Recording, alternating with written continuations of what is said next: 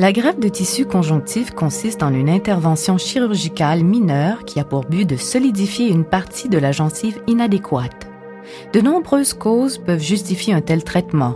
Il peut s'agir d'un manque de gencive provoqué par une malposition dentaire ou d'origine congénitale. On peut aussi parler d'un manque causé par une mauvaise technique de brossage ou par l'utilisation d'une brosse à dents trop abrasive.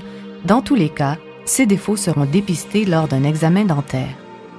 Il existe deux types de gencives, la gencive libre et la gencive attachée. La gencive attachée est la portion de la gencive qui est fixée à l'os.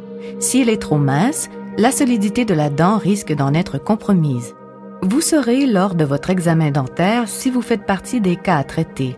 Si tel est le cas, votre dentiste choisira l'option de chirurgie la plus appropriée. L'une des approches utilisées est la greffe de tissu conjonctif. Cette greffe se pratique sous anesthésie locale. Deux sites d'injection sont possibles, l'endroit où l'on prélèvera le greffon et le site où le greffon sera appliqué. C'est dans le palais que le dentiste prélève le tissu.